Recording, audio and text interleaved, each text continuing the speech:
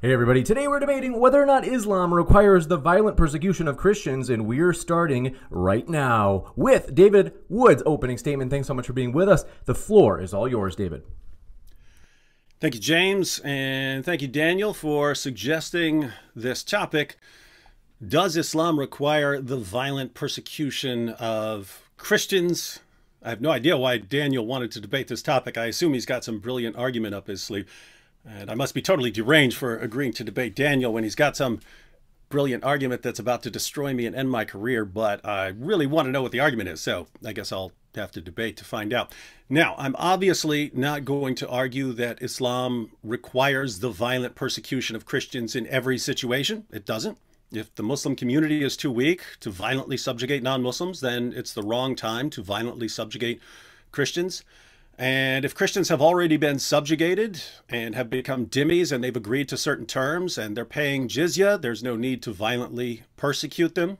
There are plenty of teachings in the Muslim sources that seem to call for the ongoing degradation and humiliation of Christians even after they've become dhimmis. But there are other teachings which in which Muslims are told to honor their agreements with dhimmis. So I'll grant for the sake of argument that there's no requirement to violently persecute dhimmis.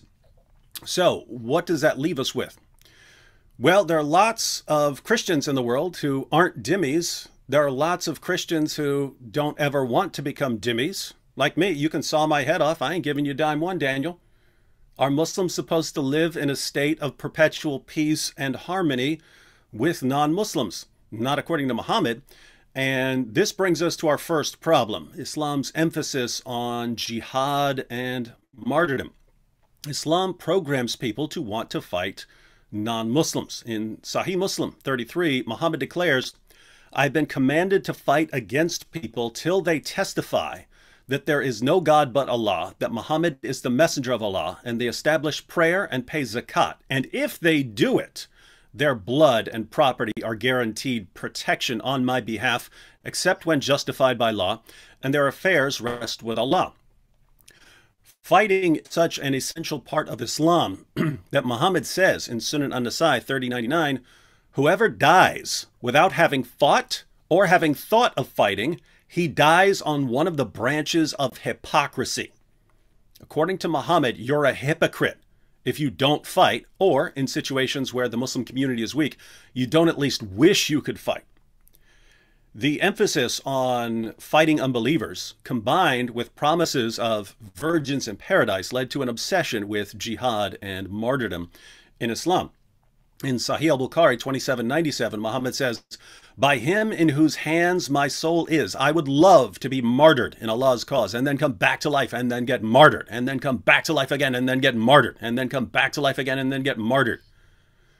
Being martyred while waging jihad gets you lots of stuff in paradise, gets you lots of virgins in paradise. So if you want to spend eternity deflowering virgins, you'll want to be martyred as much as possible.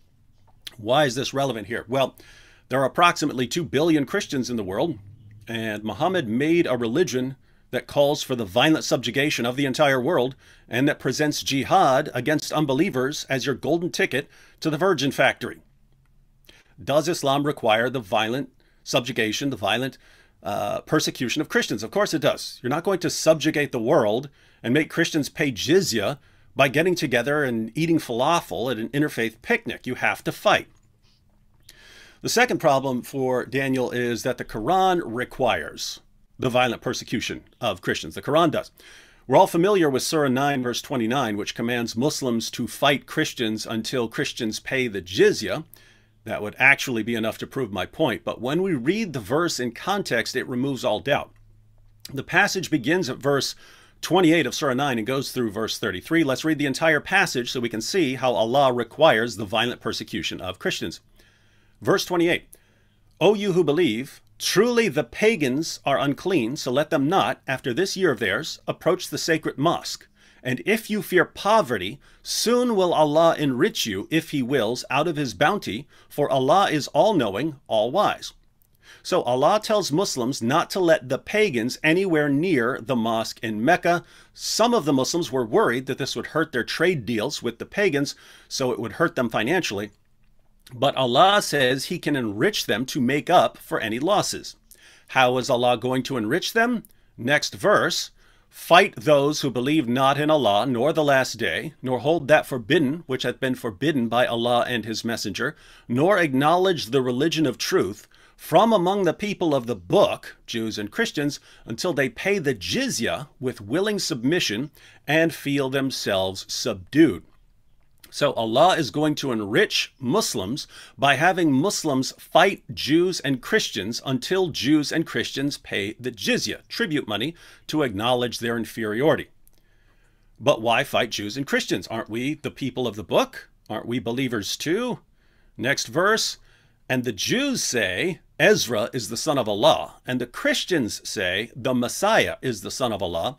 These are the words of their mouths. They imitate the saying of those who disbelieved before. Allah's curse be upon them, how they are turned away.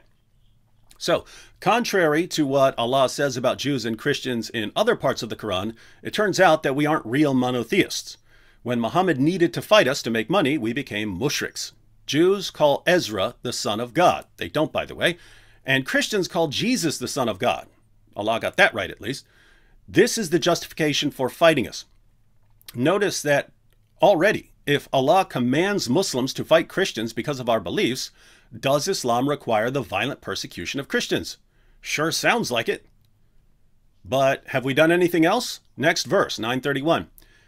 They took their rabbis and their monks to be their lords, besides Allah, and Christ the son of Mary. Yet they were commanded to worship but one God. There is no God but he. Praise and glory to him. Far is he from having the partners they associate with him.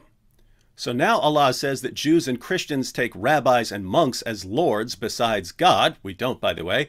And he goes on to say that he's far from having the partners we associate with him. So we associate partners with Allah. That makes us mushriks. Any other reason to fight us? Next verse.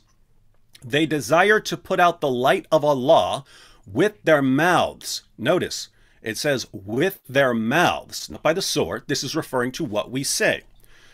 But Allah will not allow but that his light should be perfected, even though the unbelievers may detest it. Allah won't allow Jews and Christians to spread our false beliefs through preaching. But how is Allah going to stop us? Next verse, 33. It is he who hath sent his messenger, Muhammad, with guidance and the religion of truth, Islam, to prevail it over all religion, even though the idolaters may detest it. How is Islam going to prevail? We already read it, Surah 9, verse 29. Fight those who believe not in Allah until they pay the jizya with willing submission and feel themselves subdued. Now, that's the entire passage. Every criterion for fighting Christians in this passage has to do with our religious beliefs and practices. So if Allah commands Muslims to fight Christians because of our beliefs and practices, does Islam require the violent persecution of Christians?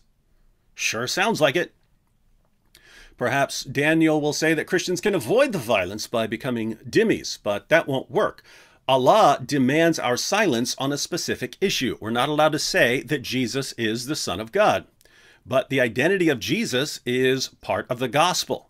And we know from the book of Acts that even though Christians were happy generally to follow the local laws laid down by various authorities, if the authorities ordered them not to preach the gospel, they responded, we must obey God, not man. So the Quran commands Muslims to fight Christians until we stop saying that Jesus is the Son of God, but we can't stop saying that Jesus is the Son of God. If Allah orders Muslims to fight Christians until we stop doing something that we're not allowed to stop doing, then the Quran requires the violent persecution of Christians. Third problem for Daniel. Muhammad ordered his followers to execute apostates, and we're at the beginning of an avalanche of apostasy. Muslim apologists like Zakir Naik and Ahmed Deedat spent decades lying to their followers. Now Muslims are realizing that their apologists lied to them about Muhammad and the Quran, and they're leaving Islam like it's a sport. When Muslims leave Islam, they usually become either Christians or atheists. Muhammad ordered his followers to kill them. So when Muslims today realize that Muhammad is the most obvious false prophet in history, when they realize that they can't take the ramblings of an illiterate 7th century Arabian caravan robber seriously, many of them become Christians and many of them become atheists. Muhammad said to kill them.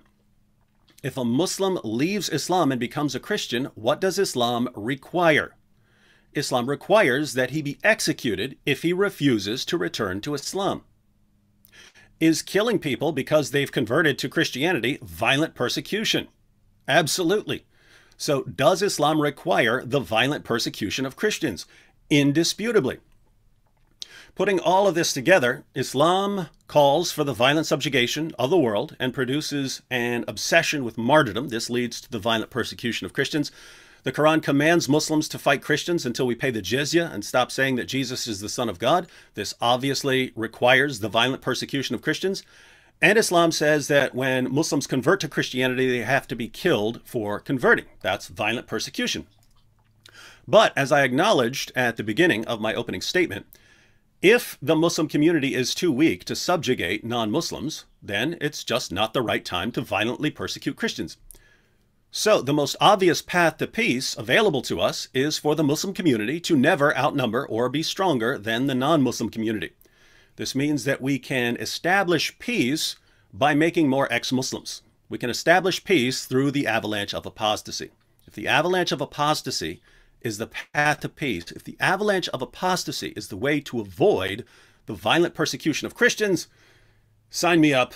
I'd be happy to help you with that one, Daniel. Thank you very much for that opening. Thank you very much for that opening statement from David. And I want to let you know, folks, if it's your first time here at Modern Day Debate, we are a neutral platform hosting debates on science, religion, and politics. We hope you feel welcome no matter what walk of life you are from. And don't forget to hit that subscribe button as we have many more juicy debates coming up in the future. With that, we're going to kick it over to Daniel for his 12-minute opening as well. Thanks for being with us, Daniel. The floor is all yours. Alhamdulillah, salatu wassalam ala rasulillah. Thank you, James and David. Let's get to the heart of the matter here. David says that Islam endorses continuous violent jihad against Christians until they convert or pay jizya. And once Christians are living under an Islamic state, they're constantly discriminated against. And according to David, that is persecution. Let me make this easy for you, David. Guilty as charged. Islam is expansionist. It does require expansionist jihad. And when Islam is in power, it does discriminate against non-Muslims. Guilty as charged. But guess what, David? Every political system requires war and discrimination. There never has been, and there never will be, a political system that says we should not use violence to gain power and resources. There never has been, and there never will be a political system that says all beliefs and ways of life should be respected equally. There is no such political system. So why are you judging Islam according to these impossible standards? Let me explain. Imagine a world in which there is no violence, no war, and you can have a political system where every religion and ideology is equal, and there's no discrimination against any group. Sounds good, right? Well, it doesn't matter because this is an impossible world. No such world has ever existed. If such a world could exist, David's criticism of Islam might make sense. In the real world, however, David's criticism of Islam makes absolutely no sense because offensive wars and inequality necessarily exist. This is for the simple reason that groups are always engaged in violent struggle for power and resources. That has literally been the history of the world since the beginning of the human race. So Christian apologists focus on these two issues, expansionist war and then the whole inequality/dhimmi issue. First, let's talk about expansionist war. David wants to blame Islam for having expansionist war, but guess what? Every group, once it has power, engages in expansionist war. Literally every single group, past, present, and future. We have to have a realistic view of the world. In reality, relationships between nations are based on power, and nations are constantly competing for power and resources. The Muslim stance toward any other nation will depend on power. So where Muslims don't have power, they can pursue a political strategy of qualified peace and reconciliation with other groups, or even a situation where non-Muslims are privileged over Muslims. This was actually the case with the early Muslim community, not only in Mecca, but also with the Treaty of Hudaybiyah. When the Muslim nation does have more power, then it will pursue a strategy of spreading Islam through military conquest and privileging the interests of Muslims. Sounds terrible to the liberalized ear. How could you spread religion by force? But this is not just what Muslims do. All groups pursue this kind of two-tiered strategy. The difference is Muslims are honest about this strategy, whereas other groups are not. For example, America spins this beautiful picture about how it believes all countries in the world have equal rights and sovereignty. But the reality is American foreign policy is always aiming to create a world order that is under the control of American power and serving American interests. And this is pursued through all manner of coercion, war, violence. What would make America stop doing this? Nothing. Only if America loses power and is forced to stop by another more powerful nation. The same exact thing is the case with Russia, China, India, Israel, literally every nation. If you don't have power, try to forge peace and reconciliation. If you are in power, violently expand. Historically, Christian nations have literally followed this same exact policy. Jews have followed this exact policy. Hindus have literally always followed this same policy. Hindus are this nice little peaceful group when they live as minorities, but once they get a little taste of political power, like in modern India, they start bulldozing mosques and lynching beef eaters. So Islam has the same view that literally all other nations have, including Christian nations in the past. Now, some Christians might say, no, we don't believe in a Christian state that seeks to violently subjugate the world to Christian norms and advance Christian interests. Now, isn't it convenient that Christians take this line of peace and reconciliation in modern times now that they aren't in power?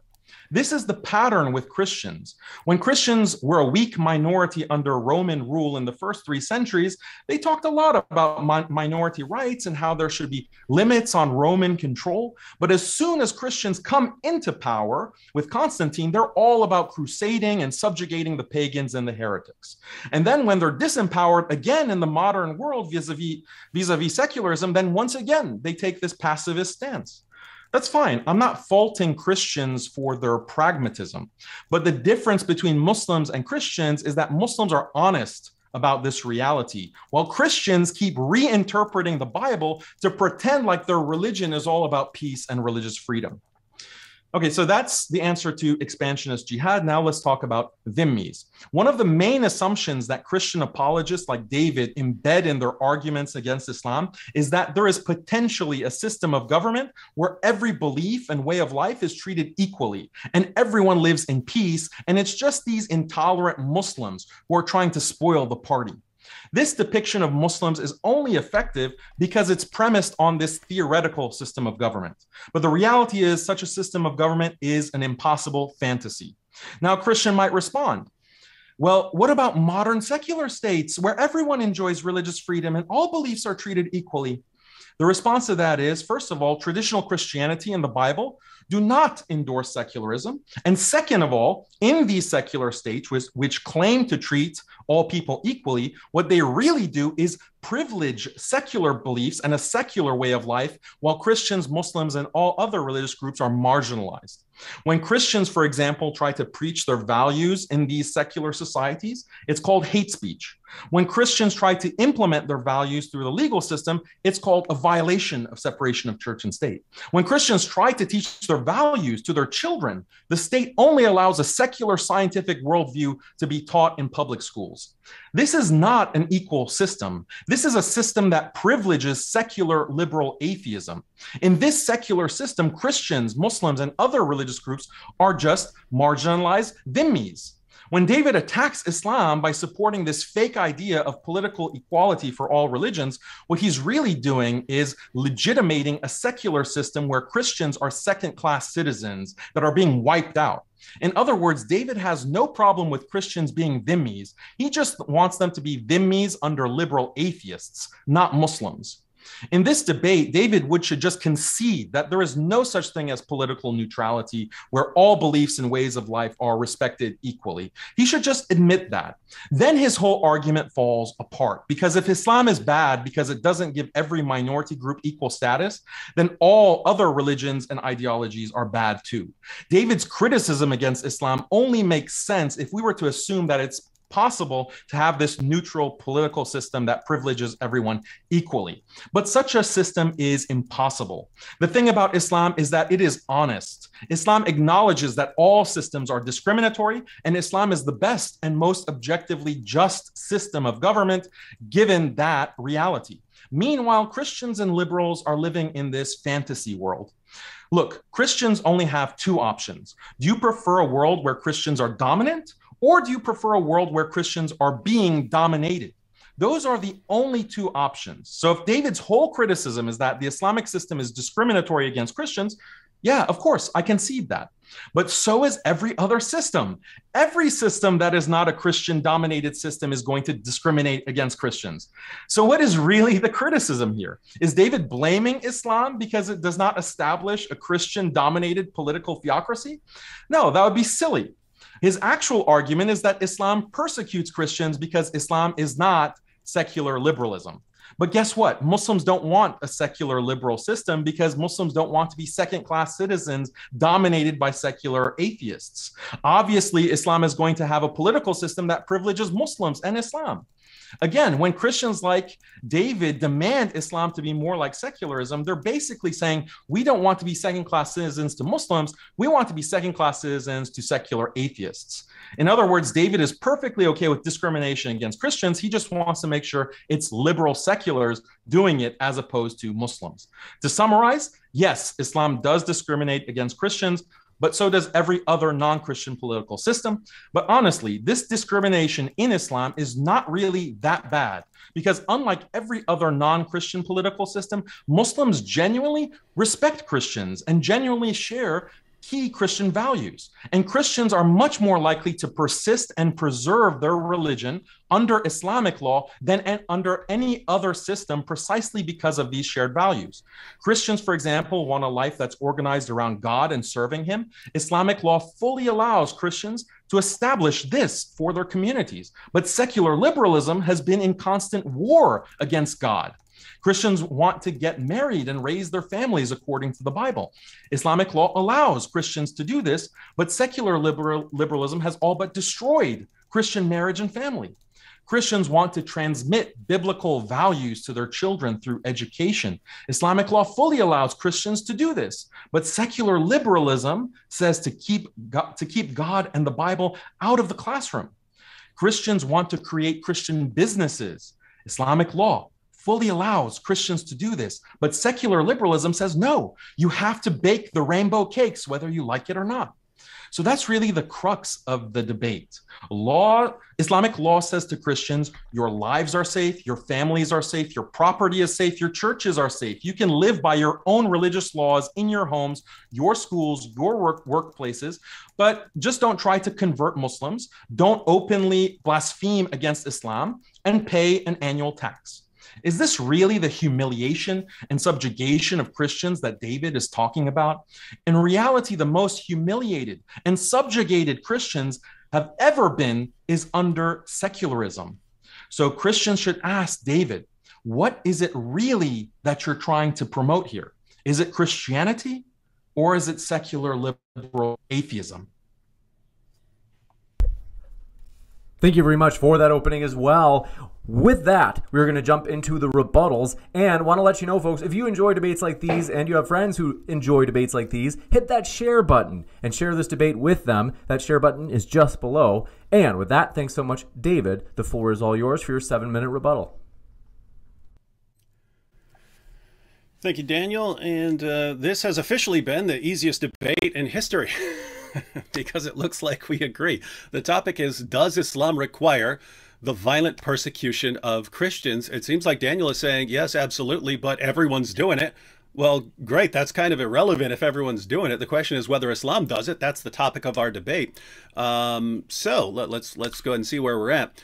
In my opening statement, I pointed out 3 ways that Islam requires the violent persecution of Christians. 1, Islam places so much emphasis on jihad and martyrdom that the violent persecution of Christians is inevitable.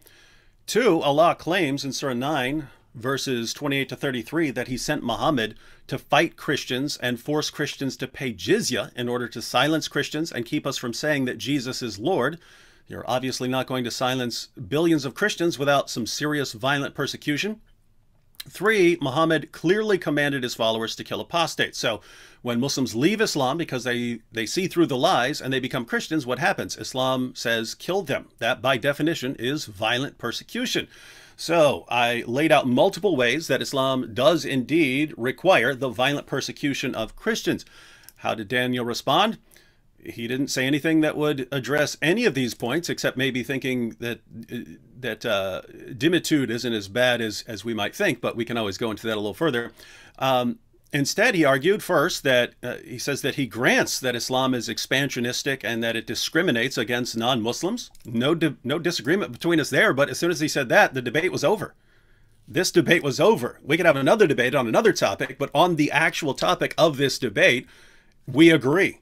The answer is yes, Islam does require this. He says that other political systems do the same thing. Be interesting to look at debates, and I know Daniel's had debates on that before, but it's irrelevant. Every political system in the universe could call for the violent subjugation, violent persecution against Christians. That wouldn't change the fact that Islam does. So the question before us is whether Islam calls for the violent persecution of Christians, and we agree on that.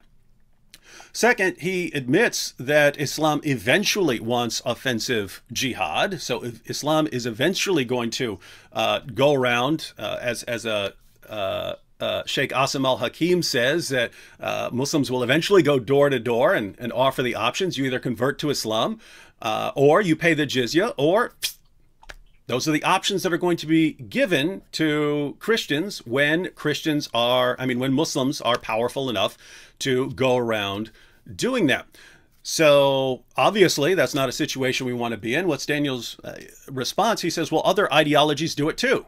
That's great, but not relevant to our topic. Whether every other ideology in the world is more peaceful than Islam, or whether every other ideology in the world is even worse against Christians than Islam, is not relevant. The question is, does Islam require violent persecution of Christians?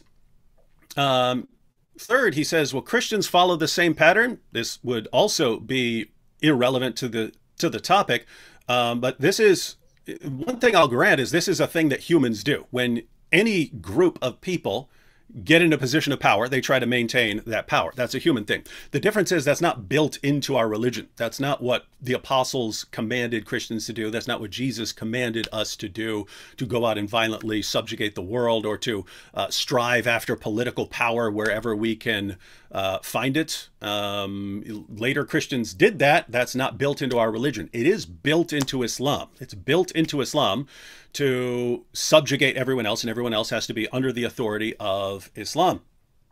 But with that said, completely irrelevant, completely irrelevant. We could grant, for the sake of argument, that Christianity somehow calls for the violent subjugation of the entire world. What does that have to do with the topic? Does Islam require the violent persecution of Christians? We agree on that. Fifth, he says that Christians are much more likely to preserve their religion and their values under Islam. Well, that's just ridiculous. There's no requirement. There's no requirement right here in let's say the United States. There's no requirement that I'm not allowed to say that Jesus is Lord, that I'm not allowed to go preaching the gospel.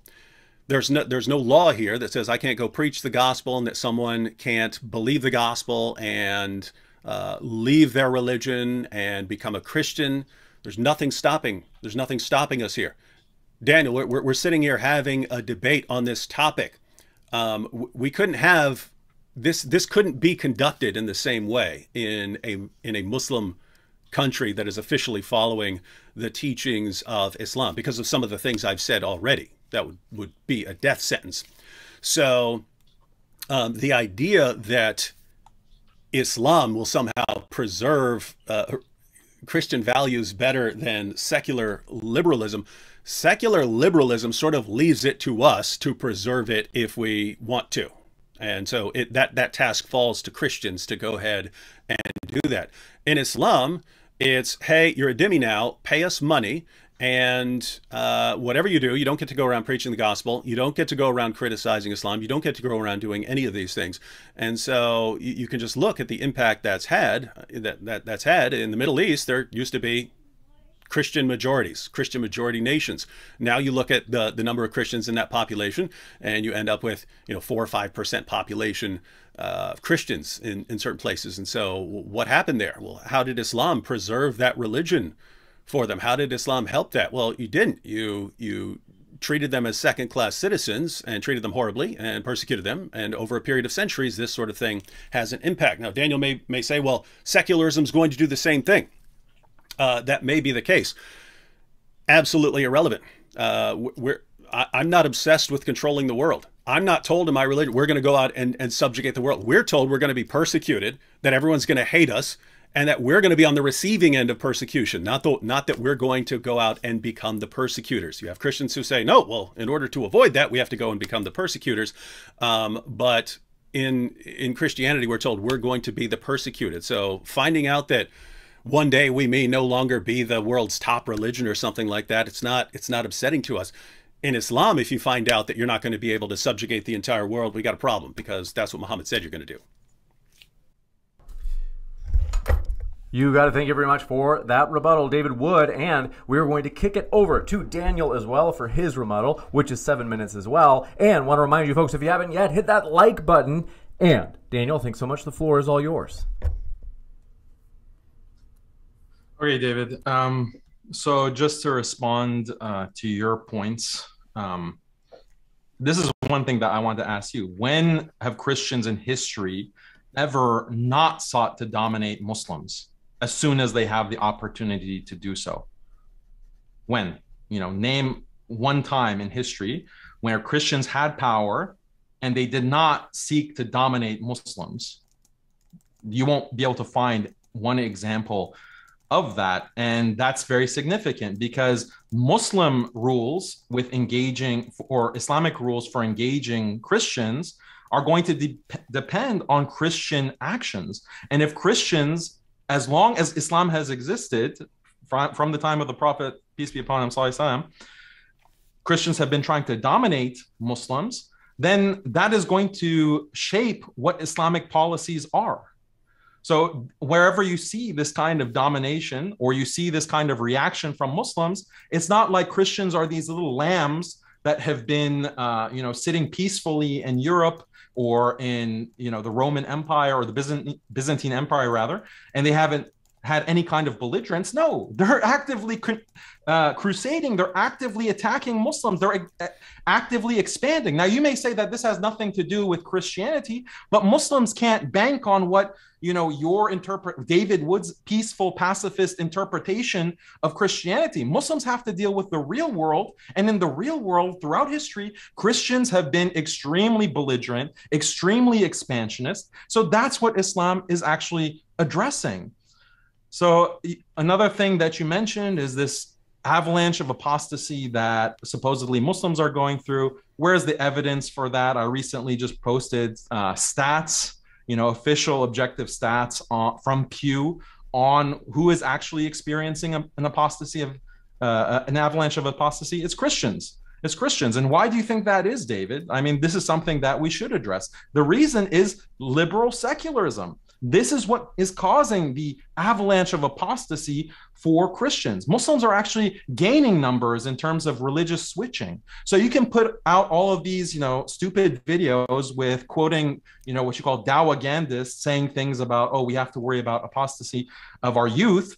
That's all you have are sound bites and clips taken out of context. Let's look at the actual statistics about who is experiencing an avalanche of apostasy. You say Daniel concedes the debate, and that's false. I have not conceded the debate. Okay, the debate topic is that Islam endorses violent persecution, and implicit in this claim, or tacit to this claim, is that Islam supports measures which are not inevitable. But I just explained to you in a very clear way that this kind of violence that you're criticizing Islam for is actually inevitable. And you acknowledge that. You said this is human nature. And so again, I'll ask you, do you concede that any existing system counts as violent persecution? If you concede that, then it does take the whole wind out of your argument against Islam. You're singling out Islam as a system of violent persecution, because the implication of that is that this is not the same for all systems. You should make that explicit. You should concede that, yes, there's violent persecution in all systems, all political systems, including the secular liberal one. The term violent persecution implies injustice. It implies something that is contrary to human decency. So that's the definition that or the connotation of the word that I'm operating under with this debate topic. So I do not concede that there's violent persecution. I concede that there's discrimination, but discrimination is inevitable. Okay. You claim again that violent expansion is not built into our religion. Yes, it is. Violent expansion is not built into Christianity in the sense that you want it to mean, in the sense of, oh, well, right now, today, me, David Wood, I'm not going to go and start hacking people, as you put it.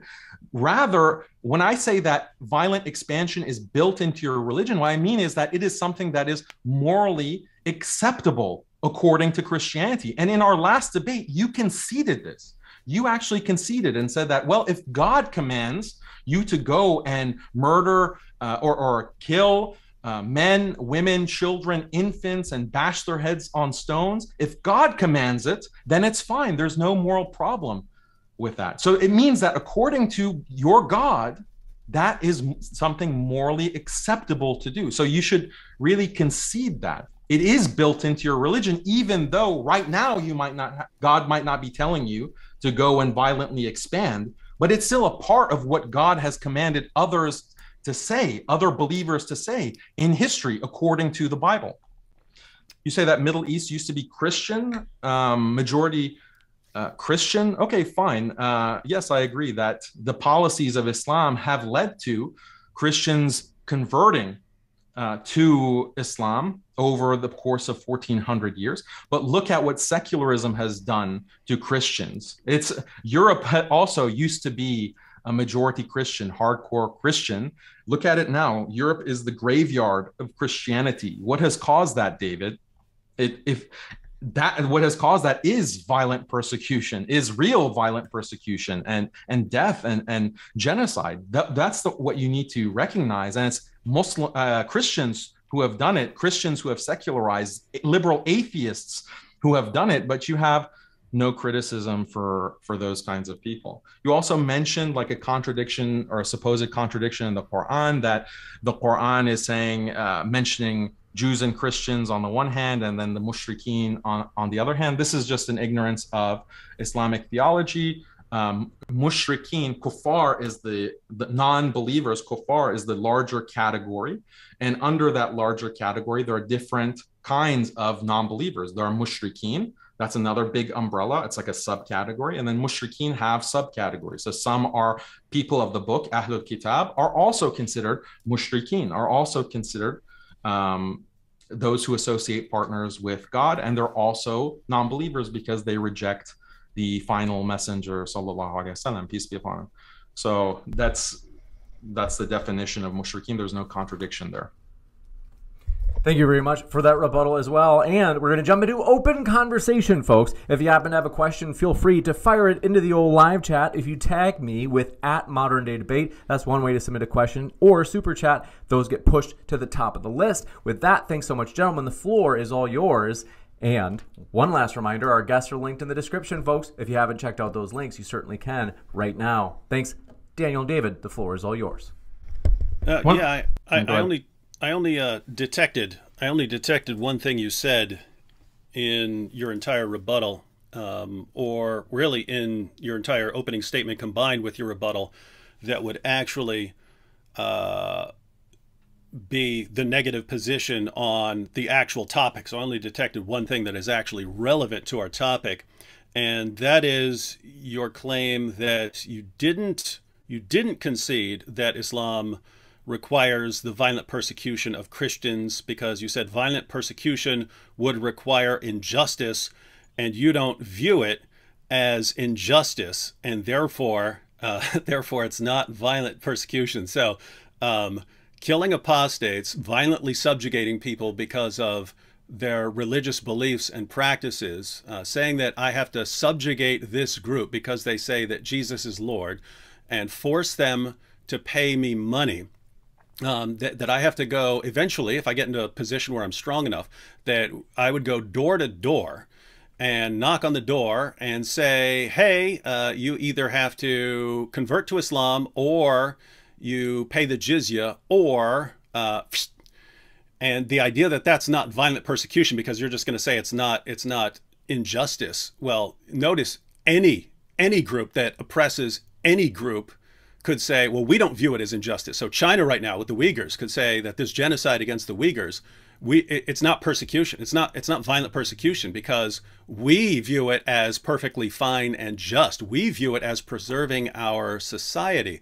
And so just changing the name of a term doesn't actually change what it is. Following this reasoning, you could go and drink alcohol and say, well, I'm not drinking alcohol, I'm drinking beer. I'm not drinking alcohol, I'm drinking champagne. See, I'm calling it by a different name, therefore it changes what it is. So it looks to me like if we were to agree on what it means to violently persecute people and say, well, it's not your personal preferences about what happens to be injustice, then it looks like everything else we agree on, that Islam does call for the violent persecution of Christians.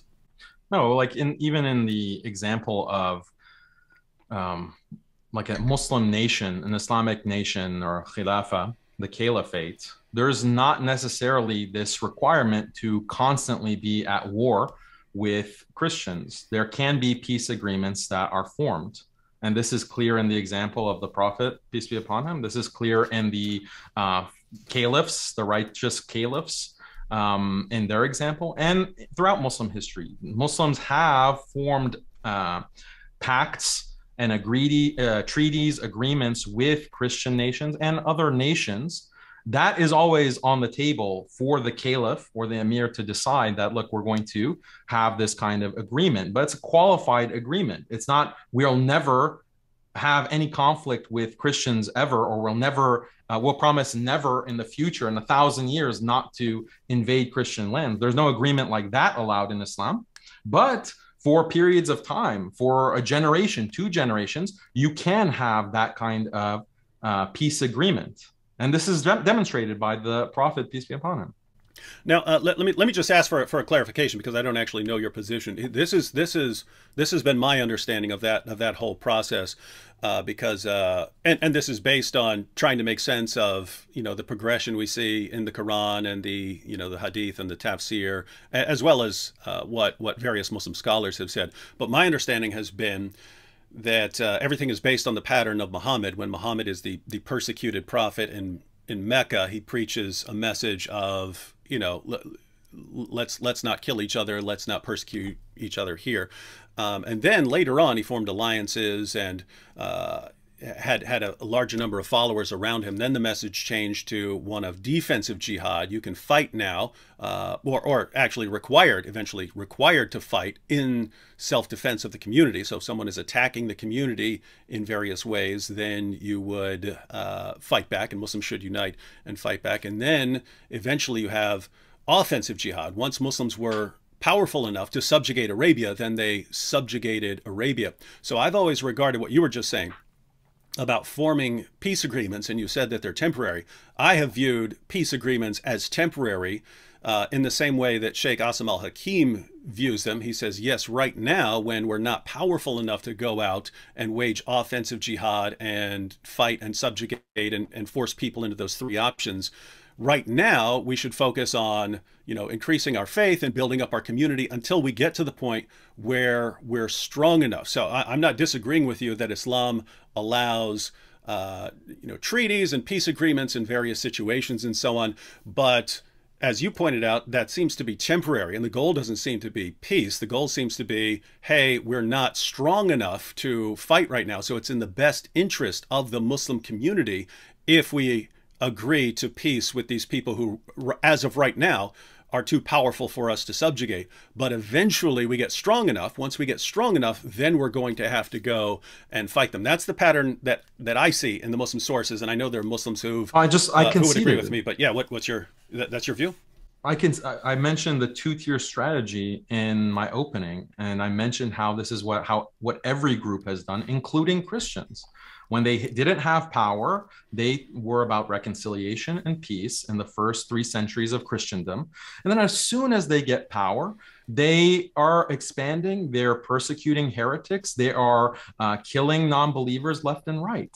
This is also the history of Christendom. And it's only because Christians do not have power now that they promote this kind of freedom of religion and equality, free speech. Look, I'll ask you, David, a question.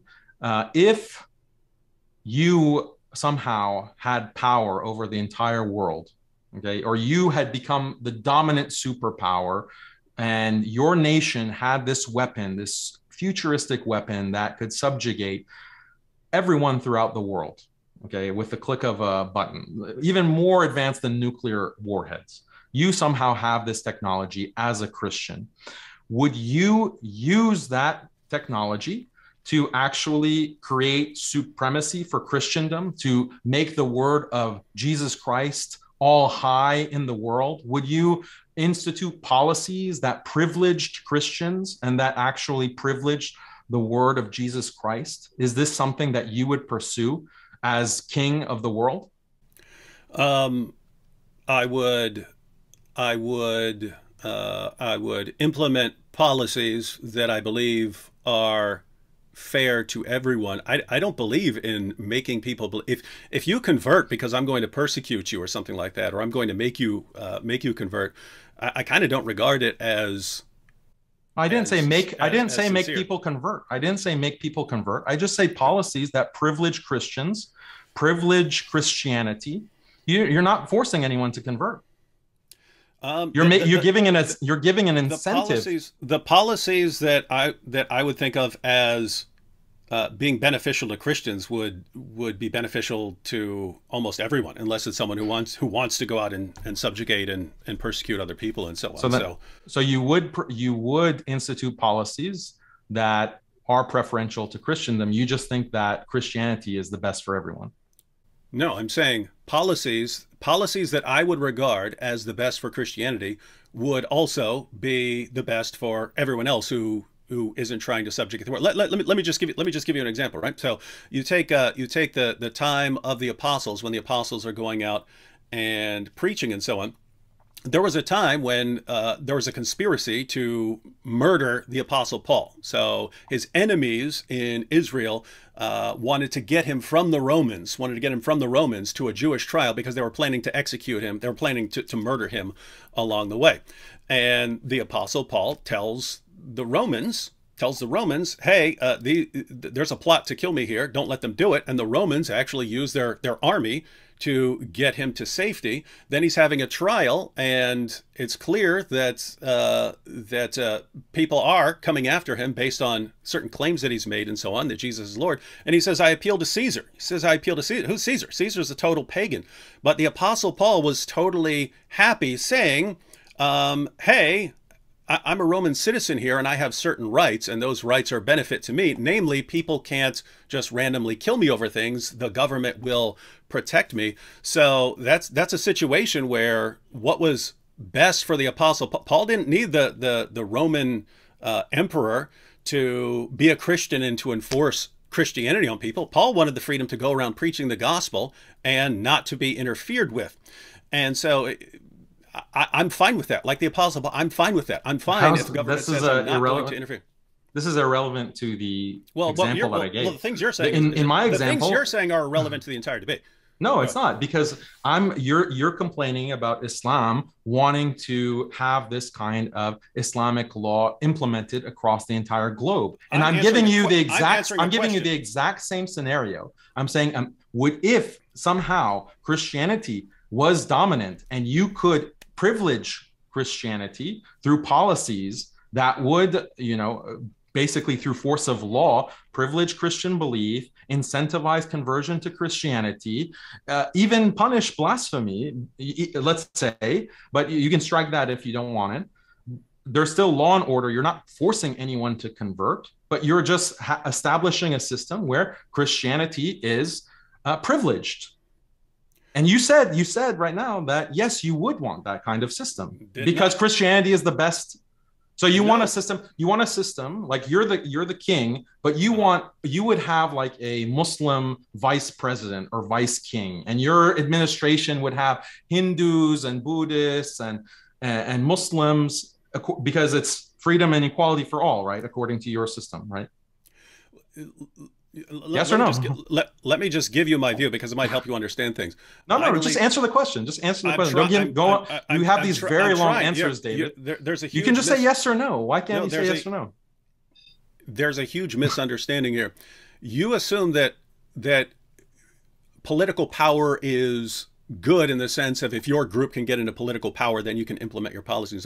I view political power as something that will corrupt people once they have it, almost inevitably. So if you take Christians who for 3 centuries it never crossed their minds to get violent, suddenly you give them a bunch of political power, and they've been persecuted for centuries now. It's a pretty natural inclination to say, all right, now we have to stop and never be in that situation again. So let's go out and strive for to maintain this sort of political power. So you think that Christians should never have power? Because power corrupts. So Christians should never strive to have power. You want to live in a world where Christians are always being dominated by other groups? Not what I'm saying. Not what I'm saying at all. There are 2 choices here, David. Christians are dominant. They have a dominant system that privileges Christianity, or Christians are being dominated. Those are the only 2 options, logically. Which one do you prefer? I would not trust a system where Christians dominate and enforce Christianity on other people. So you want atheists? You want atheists to be dominant? I don't trust any of them. That's the point. That's the point. That's the point. I don't trust anyone who's going to be implementing these kinds of policies. That's why if you're going to do anything, the best case scenario would be something that is best for the most people, where the government actually says, okay, there are certain things that we're not going to interfere with. If you guys get violent, then yes, we have to interfere with it. If one group is going to subjugate another group, then we have to interfere. But apart from that, we're not saying you have to believe this or you have to agree with that religion, or you're not allowed to say that religion. Daniel, you're free to walk down the street and preach your religion. I'm free to walk down the street and preach my religion. You're not free to preach your religion. This is something else I wanted to respond to. You're not free to preach the Bible. Go to any European secular country. There are hate speech laws. There in Finland, they just put someone in prison for sharing verses. Then they would be screwed up. Then that would be messed up. If you're punishing people it's hate speech. It's hate speech. Yeah, it's hate speech. No. How is that? The secular justification is that these verses are hateful. You can't teach these verses. Because but that's the point. I don't want governments to have that kind of authority over people, because inevitably they become corrupt and start crushing people. So I don't like it from secularists. I don't like it from Muslims. I don't like it from anyone. No, that's based on their. It's very simple. Don't stop me from saying what I want to say, unless I'm calling for violence or something like that. You're saying they're doing it too. Great. Then I don't like it when they do it. I don't like it when they do it. I don't like it when Muslims do it. If Christians do it, I wouldn't like it when Christians do it. And again, nothing to do with the topic right now. Does Islam require? No, it does. All of this has to do with the topic, because the topic is religious freedom and religious minorities. The topic is not religious freedom. The topic is. Those are the points that you're bringing up. You're saying that your argument was that Islam infringes on the rights of Christians. This Daniel, is a infringement of your religious rights. Absolutely. So that's what the topic is. I do want to move maybe into like a new zone of anything that's been brought up in the statement so far once you guys are ready. I know if you have one last thought on that, David. Well, I didn't have any answer from David on this question. You want Christians to be dominated, so that means you want... No, it's not. No, it's not. I would like a government that does not, that doesn't dominate us. So you want a secular liberal, you want a secular liberal government. You're asking me what kind of government I would prefer. It would not be any sort of government that is oppressing me or telling me I can't preach the gospel or anything like that. With that said, I'd be fine with a king if he's a good king. I'd be fine with democracy if it's pretty fairly well-informed people who aren't sending us into insanity and so on. So I'm fine with I'm fine with a variety of... Daniel, what is it? Tell me what this government is. I have no concept of here's the government that I want to impose on the world. And you're saying, David, what kind of government would you impose? I don't want how to impose. How can you criticize? No. You can't criticize Islam and Islamic governance and Islamic law if you don't have an alternative. What is the alternative? What is the alternative? I'm saying that Islam is the best alternative. Islam is the best alternative, and you're saying no, it's not. Okay, so give me your alternative. I would take clearly it's not a Christian-dominated alternative. I would take almost anything except for maybe a really die-hard communist nation, which I would regard as comparable to Islam. But the bottom line is look at the things you're saying. Well, you know, they might classify something you say as hate speech, something like that. That's not nearly as bad. That's not nearly as bad as things would be for Christians. We don't have to focus. We don't have to focus on hate speech. Topic? What about focus on the topic? No. What about rights of Christians as a minority? How about marriage? Look at Christian marriage and how it has been disintegrated. How Christian families have been disintegrated over the course. Yeah, how likely it is for you to how likely is it for you to get divorced? How likely is it for your children to leave Christianity? How likely is it for you to transmit your values to your children? Very unlikely, increasingly unlikely, more unlikely by the day under a secular system that supposedly is giving you all of this freedom and equality. Like I said, look at Europe. Yes, it is. It is the topic. To be fair, I do want to move back to any of the topics that have been covered so far. This is where you guys would have a chance to address anything that's been brought up in your previous statements too. Yeah, I am talking about what is the core of this debate, which is the rights of Christians and persecution and discrimination of Christians. That is the topic of the debate. And I'm saying that Islam, yes, it has discrimination, but it's actually discrimination that is more favorable to Christians. And there is literally not a single alternative. There is literally not a single alternative to Islamic law that David can propose that is better for Christians. And that's why you're floundering, David. You can't give me an example. And you even say that, well, my job is not to give you an alternative example. Okay, so you can see that there's literally nothing better that you know of to Islamic law. So you can just take these cheap shots at Islam without having an alternative. If someone leaves Islam and converts to Christianity, and under Islam, you would execute him. You don't see why I would think that's actually worse than, I mean... Do you know the history of secularism? Do you know how many Christians were murdered in the French Revolution by the atheists? Yeah, you don't know what I'm talking about. Yeah, great. Yeah. I don't like that. That's the secular system either. Listen. So what's the alternative? Daniel, listen to what you're saying. The topic is, does Islam require the violent persecution of Christians? There are all sorts of ways we can look at this, calling for the violent subjugation, making them second-class citizens, making them pay tribute money, killing apostates, things like that. And your response is, but the French Revolution did it too. It's like, I mean, it's not even the tu quoque, because you're not saying I did it, but I mean, it's like a kid when you say, hey Johnny, why'd you steal that candy? Well, Mom, everyone was doing it.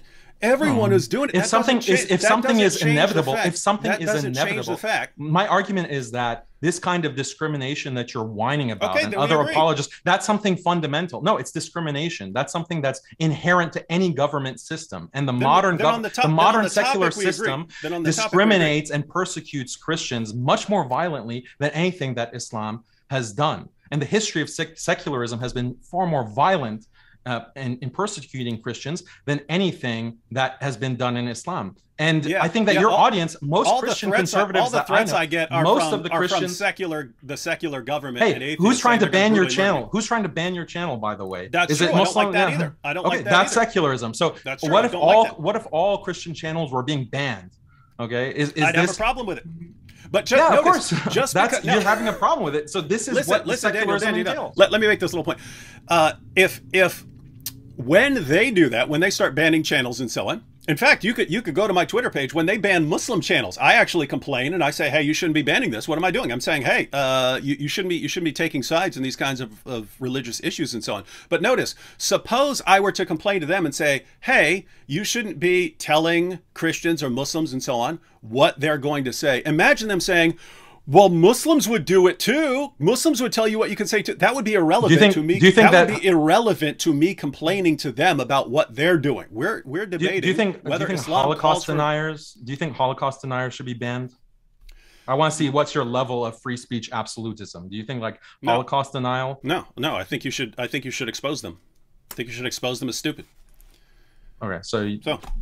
Yeah, I'm not How about a government okay policy that says that if you're a Holocaust denier, or let's say you're a member of the KKK, you're a neo-Nazi, you're a racist, you cannot be in certain levels of government, you cannot take public office, you're banned from those positions. Do you agree with that? I'd have to think about it. Again, Daniel. I'm not. So neo-Nazis are okay to take official positions in the government, according to you? No. I mean, what sort of I just want to see which beliefs do you want to discriminate against? Because you say that you're open to all beliefs. There shouldn't be any policies against any belief. What about neo-Nazi beliefs? What about KKK? So in your ideal government, Daniel, this is such a simple topic. This happens. Don't interrupt, man. Don't interrupt me, David. In so many debates. Do not interrupt me, David. Let me finish my thought. First, I ain't your dimmy here, but I'll go and let you continue. But the point is, maybe soon. Everything you're saying, maybe soon, David. Don't speak too soon. It's not end of the debate over. We don't know if you're going to be my dhimmi or not.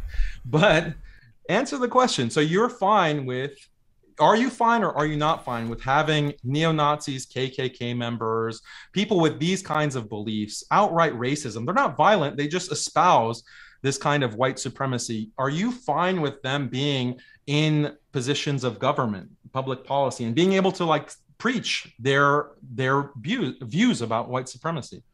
I think you have some people who aren't terribly far off some of that, and especially in Europe, you're getting people who aren't very far off from that. You approve of that? Do you approve of that or not? No, you're oversimplifying it. If you wanted to rule, if you wanted to rule people out, you'd have to describe the policies that would be used and show how they would be implemented in order to ensure that certain people with certain views are excluded. And if those policies... Do you think they should be excluded? That's the question. If those policies... You're just rambling. You're avoiding the question. I'd have to see the You have to see the policy. The policy is neo-Nazis and white supremacists cannot take public positions in government. So they cannot be public school teachers. The government only says that. The government only says that. Yeah. Just no neo-Nazis, right? No neo-Nazis. Neo-Nazis, no KKK. I think it would have to be more general. It would have to be if you hold views in the government calling for the racial superiority of one group or something like that, then again, I don't know how you do this. You'd have to. It's not something you just decide and say this group is magically banned. And again, totally, completely, utterly irrelevant. Yes, it is relevant. I don't know why you're running from the topic. Does Islam require the violent persecution of Christians? Don't try to weasel out of it. Let me give you 5,000 hypothetical scenarios about a government and how to rule out neo-Nazis. Does Islam require the violent persecution of Christians? You're the one who talked about blasphemy. This is blasphemy. According to secularism, it is blasphemy. Because the Quran talks about blasphemy. Yeah, it is blasphemy. That's the topic of the debate. Dan, you can't. Okay, look, you're interrupting me. No, I let you talk. I let you talk. I let you talk. Don't interrupt, David. Don't interrupt. Don't interrupt. Let me point out the inconsistency so you can understand it, and the audience can understand it. You started out by saying that you wouldn't want to ban any kind of people based on their beliefs. So presumably you're okay with Muslims, with Hindus, with Satan worshippers, even in government. You want everyone to have a fair, equal shot at being in government. Then I asked you about KKK and neo-Nazis and white supremacists, and you said, no, we should have limits on those kinds of beliefs. So that means you have more of an allegiance to secular liberal ideas about blasphemy and what is out of bounds than you do of Christianity itself, than Christian norms and Christian values itself. That's the contradiction in your perspective. You keep saying I said things that I didn't say. In fact, I said very clearly earlier that if every other system in the world called for violent persecution against Christians, it would not change the fact that Islam calls for the violent persecution of Christians. So. But there's no win to that argument. I really thought you had a philosophical background. That's like saying Muslims are bad because they, eat living things. It'd be stupid because everyone You're the one who asked for the topic. Does Islam require the violent persecution of Christians? I said yes. It sounds like you're saying yes, but saying no if we tweak the definition of what persecution is. But you're saying, well, everyone calls for the violent persecution of everything else. Therefore, no, I said discrimination. Therefore, Islam doesn't. I said discrimination, and you weren't able to give me. You're not able to give me a single example of, number one, I asked you for Christians who haven't tried to dominate Muslims. Give me one example of that ever in history. You're not able to do that. I'm not trying to dominate you. No, but in history, prior to modernity, because now you're not in power. Christians are not in power. So I asked, when Christians are in power, give me an example where they haven't tried to dominate Muslims. When Christians dominated Europe and America, they could have subjugated the entire world and kept it. Yeah, they were trying to do that. Just listen to yourself, David. When Christians took over South America, one second. I do want to give David a chance to respond there. No, you're missing the point. Right now, Christians have enough. There are 2 billion Christians. We make up a third of the world's population, and we have some of the most powerful countries that the world has ever seen. I don't see a lot of Christians saying, hey, we need to go around. Christians are not in power today. Liberal atheists are in power, not Christians. Christians are being jailed for citing the Bible. Christians are being called domestic terrorists when they go to their local schools and they demand that their children aren't taught Satanism. That's the reality of Christians. I'm surprised that you're trying to defend modern liberal secularism. It's shocking to me. Not what I'm trying to defend. I'm saying I don't know any Christian. I know a lot of. Let me put it this way. I know a lot of Christians. I don't know any Christians who say, "Hey, let's go out and subjugate." They're not in power. Let's go out and subjugate the Middle East. They're not in power. So. Muslims aren't in power. You guys are still talking about going around and subjugating the world. I acknowledge that. I know. We're honest. That's the honesty. That's the honesty of Islam. Yeah, and that's actually an important distinction that you made just there. So even when you're not in power, there's still this plot to go around and subjugate the world. It's not a plot. Christians are doing what you're saying is, hey, anyone who gets into a position of power tries to maintain that power. So especially groups that have been marginalized and discriminated against in the past. As soon as they get into a position where they can take power, they try to preserve it so that they're not in that situation anymore. I agree with that completely. There's nothing about most other ideologies and most other religions where it's built in there that, hey, there's this goal of subjugating the world and persecuting everyone and subjugating everyone and forcing them to obey the rule. You can say human beings do that. In fact, human beings will do that even if their ideology or religion says that that's bad. They'll still do it. There's just this natural tendency to do it. You say you're honest about it because it's actually part of your religion. So it's not really a choice. It's part of your religion too. It's not built into my religion, dude. Yes. You, it is. Do you have a moral objection? Sometimes God just wants believers to engage in expansionist war. You conceded that in our previous debate. There you misrepresented what I said too. Sometimes, okay, this is the statement. Sometimes God just wants believers to engage in expansionist war. Sometimes in human history, maybe not now, but at certain points in history, God has wanted believers to engage in expansionist war. That's true, right? Jesus wanted that at some point. Yeah, as testified to in the Bible, yes or no? Concede it. Say it.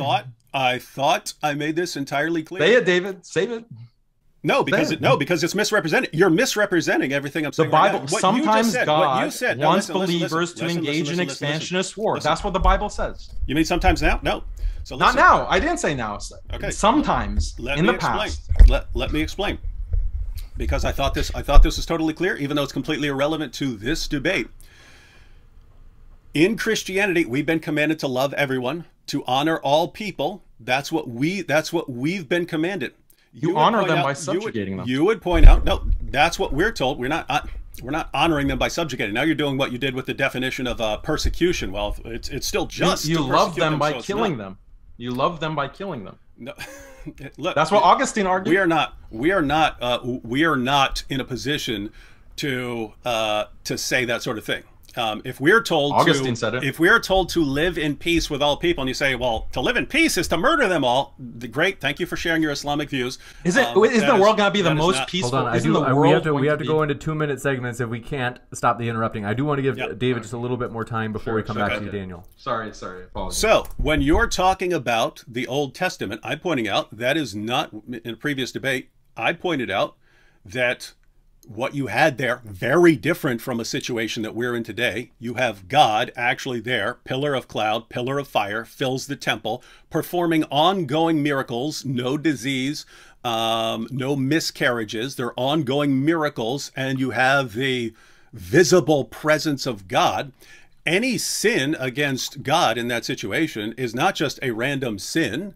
It's you're flying in the face of God. You're saying, hey, I know what you require. And I know you're the true God, and there's no disputing this. And I've agreed to follow these rules because I didn't have to agree. I could have walked away. I've agreed to follow this, and therefore there are harsh penalties, and that's associated. And that entire covenant is associated with a land. You're asking me, does God have the right to do that? Yes, I would say that God has a right to do that. Okay. Then but you said God just wants believers to. Sometimes God will want believers to engage in expansionist war. You just said yes. That's not Look, God could subjugate the entire world, as far as I'm concerned. If God wanted to come down here and take over the world, morally valid. That's not my objection. That's morally valid. That's morally not valid. my objection to Islam. First of all, yeah, we know your objection to Islam is that Islam is not true. Yeah, we know that. Like, what kind of? But the thing that you do in your videos and in these debates is that you want to portray Islam as unjust. You want to portray Islam as somehow violating a moral code and doing something that's morally objectionable.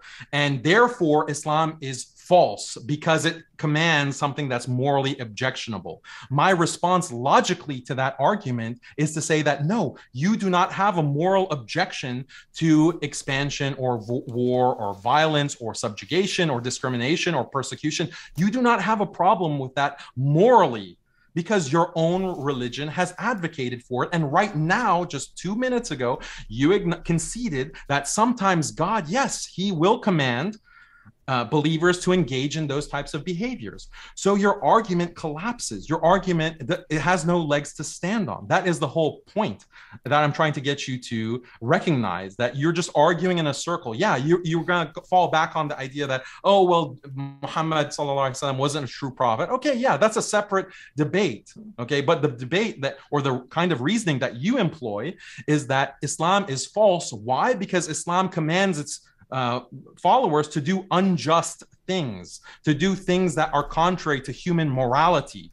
But that you can't make that argument. Why? Because according to you, Jesus also commands sometimes people to do exactly this kind of behavior that you're criticizing Islam for. And in fact, Jesus is commanding more than what Islam has required in the past. So you don't have a moral objection. That is the entire point. And getting back to the subject of the debate. Can I answer? Can I respond to that real quick before, and then you can go ahead. Okay. So massive straw man of my argument. I've said in the past repeatedly, if I thought that Islam were true, I'd have to be on board with jihad.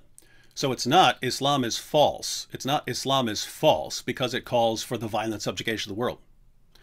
My position is not Islam is false because it calls for the violent persecution of Christians.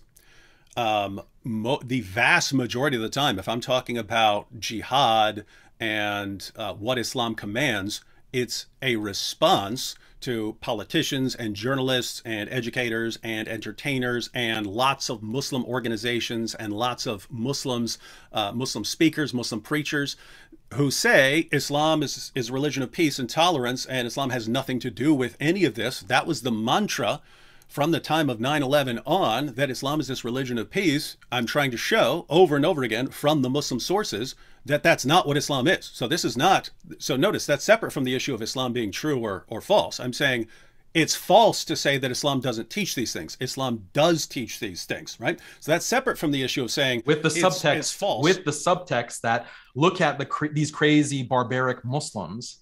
Are you trying to pretend that that's not the whole subtext of all of your videos? There are crazy barbaric Muslims. There are crazy because if you're honest, you're honest. There You are say, crazy look, barbaric, all kinds of people. Islam does teach these things like persecuting the heretic or the blasphemer. If you're honest, you say, well, guess what? In the Bible, also Jesus has also commanded this in the past.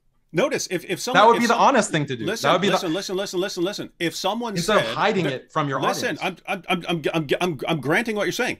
If someone were to say the Old Testament never taught such and such, and the Old Testament did teach such and such, then it would be perfectly relevant to point that out. And you could point that out whether you believe in the Old Testament or not, whether you think it refutes the Old Testament or not. Look at your comment section. Look at the people who are commenting on your videos and saying, yeah, look at these crazy Muslims. Look at how barbaric Islam is. Why don't you point to all your thousands and thousands of commenters on your videos and say, hey guys, calm down. I'm only pointing out, what Islam is about. We have these same exact things in the Bible. Jesus is cool with all these things too. There's no real moral objection here, despite my goofy videos. Why don't you say that? There's obviously a problem. Notice, following what you're saying. So first, alcohol is allowed in Islam. Then later on, it's not allowed in Islam. So notice, if you were to say, hey, notice if you were to say, hey, alcohol is wrong, and I were to say, but it wasn't always. Therefore, he's being a hypocrite, and you can never say it's wrong because it was. Yeah, if I said that there is something inherently evil about alcohol and something that is. Yeah, well, in heaven, believers, the denizens of the paradise in heaven, all drink wine. Yeah, there's something inherently evil about drinking. There are evil consequences of it. It's a consequentialist point, and it's banned on that reason in Islam, and the Quran bans it. That's the wisdom behind the banning of alcohol. But if I had that kind of response and said that, yeah, alcohol is inherently evil, yeah, that would be a contradiction, but you're strawmanning. I would agree. God has the right, if God wants to. God, I mean, as far as I'm concerned, if God wanted to wipe us all out and say, human beings are just too bad, I'm gonna wipe everyone out, I would think that God has the right to do that. He's the one who created us and sustains us for every moment of our existence. But what you have biblically is once you progress, so you have in the ancient world, so you're talking 1400 BC, very, very weird place. You have these rules for a particular parcel of land for a certain amount of time. Then when you get to the gospel, in other words, the final marching orders of Christianity. In other words, if you can contextualize all you want. Contextualize all you want. The Bible contextualizes itself. The final marching orders. If you read the Bible and say, what am I supposed to do now? I'm supposed to love everyone, to live in peace with everyone, to harm until no one, Jesus returns, to do good, to even if God read Revelation. Read Revelation. Book of Revelation. God will judge. That's You'll the point. come That's the point. and you'll rule with the iron rod. I trust Jesus to rule. I do not trust human beings to do a good job of it. That's what I'm saying. The final marching orders of Christianity right now, what are we supposed to do? Live in peace with everyone to the best of our ability. Doesn't always work like that. Love everyone.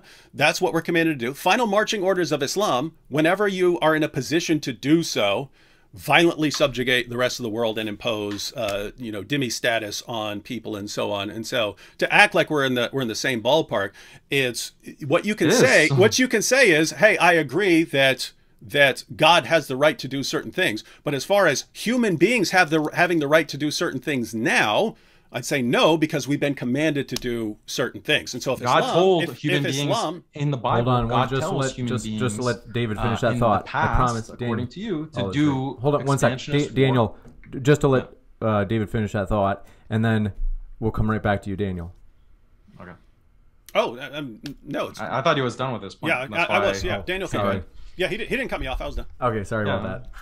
Yeah, I mean, I'm just a broken record at this point. You can go through all the contextual points that you want. No problem. I have no problem with this contextualization. I call it the magic of reinterpretation, actually. You engaged a lot of that, David. So no problem. Do that all day. But the point is that there is no moral objection that you have to expansionist war, to dhimmitude, to jizya, to punishing blasphemers, to killing heretics. You have no problem. You have no moral objection in and of itself to those things. No, you can't, because Jesus commanded those things in the Bible. You might not. You might think that, okay, now there's a period of time where it's not applicable.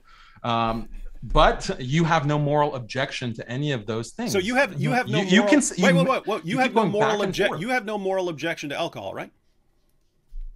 In and of itself, no. Okay. Because it's something that at certain times can be made permissible by God. Then we're using the term moral very differently here. And matter of fact, let me give you an example from the Quran. So I thought that you're not supposed to bow down to various things. Allah tells everyone to bow down to Adam, and Satan says no, and then Satan gets punished for not obeying what Allah commanded. When if you look at it, Satan's saying it's not just rebellion. He's saying, wait a minute, I'm fire. He's just made of clay and earth. Why am I going to be bowing down to him? It seems like Satan was actually, from an Islamic perspective, on the right page. Wait a minute, we've got Allah here, and we're not supposed to be bowing down to some mere human, so this must just be a test. And it turns out Allah was saying, no, you have to go ahead and do it anyway. So what I'm commanding you right now is what you have to do. If you have the commands that are directed towards me, or the commands that are directed towards you, right? The command to go out and fight this group, something that's not directed towards me, and not directed towards you. There are commands that are directed towards you that aren't directed towards me. If I have commands that are directed towards me, I would say I have a moral objection to violating those commands. And you say, but there was some other time when, in a different place, thousands of years ago, where there was a different rule. Yeah, it's still required of me to obey the commands that my God commands me as part of the covenant I'm under. Keeping the commands of a covenant that I have entered into with God, obviously I have a moral reason to obey those commands. If I don't, then I'm violating a covenant with God. It doesn't get more moral than that. What you're talking about is, some hypothetical scenario where I wasn't commanded to do these things or something like that. Is something wrong just in and of itself in every conceivable situation? That's not what I'm saying. That's what your audience thinks. That's not what I'm. That's what your audience that's what all of your audience, as evidenced by your commentators, all of them think. Yeah.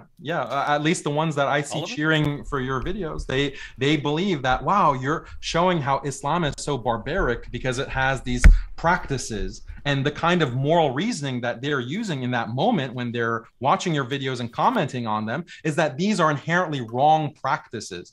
And they believe that Christianity or Jesus is all about peace. You should correct your audience. Say, no, guys, Jesus is not all about peace. Only in this current covenant is he all about peace. At all other times, he's been about expansionist war, violent jihad, smiting the unbelievers. He's going to actually come back in human form and do that, as the book of Revelation says. That should be your message, David Wood. So you need to be consistent. I've talked about that, I mean, dozens of times and dozens of debates and so on. So I've discussed all that repeatedly.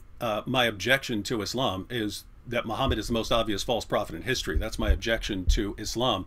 But in addition to that, it also calls for the violent subjugation of the entire world. So people need to be aware of it. As does every system. Christianity. People who say it doesn't need to be corrected and refuted. So that's my position in case anyone's not clear on it. 1 minute in left. Christianity, whenever Christians have had power in their history, regardless of what David and his magic of reinterpretation, they have violently persecuted and subjugated. They have killed the most people in the past 200 years as a religious group, by far as Christians. So this does have something to do with the debate, because given that reality, yeah, Muslims are going to have certain policies that will try to limit the control of Christians in the Islamic lands, because they don't want to be massacred like these Christians have been doing for the entirety of their history. That's actually a very Allah commanded that from all eternity. The Quran is eternal. The Quran is eternal. Allah commanded the violent persecution of Christians from all eternity. David, if there's a group that has been wanting to violently kill you and your religion, does it make sense to have policies to kind of limit the control of those individuals in your society? I'll give you a chance to respond, David, but then we do have to go into the closing statements. Well, it's just, I mean, it's pretty hilarious that Islam expands from Mecca and Medina. Hey, you're not answering the question. No, listen, because you just massively misrepresented Islamic history. Islam expands across Arabia, expands across northern Africa, up into Europe, up into Spain, and coming from the other side as well, both sides of Europe, all along southern Europe, pirate havens and so on, expands eastward all the way until you get into India and China and so on. And to say, oh, you know, it's just because everyone's attacking us. Look, dude, you didn't expand like that by defense, defending yourself against. I never claimed that. I never claimed that. If Muhammad had stayed, you're the one who's claiming. You're the one who's claiming that Christians are these innocent little lambs, and they're being persecuted by all these Muslims. Okay, yeah, you're complaining about Muslim policies, and I'm saying that those policies are actually very reasonable. That's the topic you suggested. Does Islam require the violent? Exactly. I'm saying that it's this discrimination actually makes a lot of sense given the violent nature of Christians as demonstrated through history, not the magic of reinterpretation of David. We have to kill the apostates because of the violence of Christianity. We have to stone the heretics. We'll jump into heretics, as Moses said. I guess we'll end with that. Let's see the 4-minute conclusions. We're going to start with, as we started at the start, we'll start with David for the conclusions and then wrap up with the final speech from Daniel before we go into Q&A. Thanks so much. David, I got the clock set for you at 4 minutes. The floor is all yours. All right. So as far as the actual parts where we stuck to the topic, in this debate, I've shown that Islam does require the violent persecution of Christians, given any reasonable, rational definition of what violent persecution would be. Daniel's initial response was that somehow it's not violent persecution if he regards it as just, but, you know, killing apostates and things like that. That's still violent persecution. What you just say is it's just. We have to do this. But that's an agreement. So I've shown that Islam does require the violent persecution of Christians. Islam calls for the violent subjugation of the entire world and encourages an obsession with martyrdom. This leads to the violent persecution of Christians. I showed that Muslims are commanded to subjugate Christians until Christians no longer say Jesus is Lord. This is directly out of the Quran. This is Surah 9, verses 28 to 33. Every justification and requirement for fighting Christians in that passage has to do with our basic religious beliefs and practices. So if there's a command to fight us until we pay the jizya and feel ourselves subdued, we feel ourselves subjugated, and we pay jizya in acknowledgement of our inferiority, that's violent persecution, especially when it's all based on us proclaiming that Jesus is Lord, that Jesus is the Son of God. Because we claim that Jesus is the Son of God, we have to be silenced by enforcing dimitude on us. And the pattern is we can either convert, we can relinquish our rights to at least publicly proclaim the gospel, or we can be killed. So that's obviously the violent persecution of Christians. If it's, hey, we have to violently subjugate these people to keep them from saying Jesus is Lord. And notice even there, I mean, there are passages of the Quran that talk about self-defense. Allah, in this crucial passage, does not say, hey, Christians are going to be out to get you. Christians are going to come after you. Therefore, you need to defend yourselves. What does he say? Hey, they're preaching the gospel. They're preaching that Jesus is Lord. You have to subjugate them and silence them. How are you going to do that? By sending by sending Muhammad with the religion of truth to prevail it over all religions. And I pointed out that Islam requires Muslims to execute apostates who convert to Christianity. Killing someone for converting to Christianity is obviously violent persecution. Now, Daniel seems to agree with most of what I said that's actually relevant to the debate. So it's clear that even if he wants to redefine some terms, he believes that Islam requires quite a bit of violent persecution against Christians. And so what he's arguing is, but everyone does this, that Christians have done it, that every ideology you can come up with would do the same thing. Certainly wouldn't do it in the same way. And you can just, you can ask Christians where they'd like to live. You can ask Christians in various places in the Middle East. I get messages all the time, David, can you help me get out of this country? So the proof is in the pudding here. And so what's Daniel's position? It's that everyone is doing it, and therefore we don't have the right to complain when Islam does it. But notice, this debate is not even about whether it's right or wrong. It's not about whether it shows Muhammad to be a false prophet or not, whether it shows Islam to be, a false religion or not. It's simply, does Islam require the violent persecution of Christians? And I would say, indisputably, it does. Any honest reading of the Muslim sources say that it does. So this debate was over from the opening statements. This debate was over because we really granted the core of the debate. Everything else since then has been off-topic smokescreen. Thank you very much for that closing statement, David. And we are going to kick it over to Daniel for his closing as well. How long is it? How long is the closing? That was 4 minutes. And same for you, Daniel, 4 minutes. Okay. Folks, our guests are linked in the description. Don't forget to check them out. And thanks, Daniel. The floor is all yours. All right. So a couple of points that David brought up. Islam does not subjugate Christians for teaching their religion. Ahlul Kitab, Ahlul Dhimma, the protected people within the Islamic State, are allowed to teach their religion in their churches and their synagogues. They are allowed to raise their children as Christians, as God-fearing Christians. Islam does not prevent Christians within an Islamic nation to teach the Trinity or to teach any of those kinds of beliefs. So this is a misrepresentation from David. If you go to Muslim societies today, you will find Christians that are teaching the Bible, they're teaching the Trinity, and in many of these Muslim societies, the Christians are actually doing very well socially. In Egypt, the richest Egyptian family is actually a construction company family who are Christian, Coptic Christians. On the issue of blasphemy that David keeps bringing up, all societies punish defectors and deter defection, leaving the group. All societies do this. All religions do this. This is something that is acknowledged morally, again, within the Bible. It is found in Mosaic law, and we see this within the practice of Christians. It's only liberal Christians today who have no power and who have no influence who are preaching this kind of pacifism and, oh yeah, it's fine for blasphemy to run wild, and how dare Islam have punishments for blasphemy. This is like a really weak and defeated kind of pathetic attitude from Christians to criticize, or liberalized Christians to criticize Islam for this. Throughout this debate, David has not answered a single question that I had. Literally, very basic questions that even the Christian audience who are watching this are probably ripping their hair out, asking, why isn't David able to, for example, say if he does or does not want neo-Nazis serving in government positions, or should those kinds of views be deterred or prevented? Like, such a simple question. He did not answer that. He didn't answer the question, name me one system that doesn't discriminate against religious minorities. Name me one.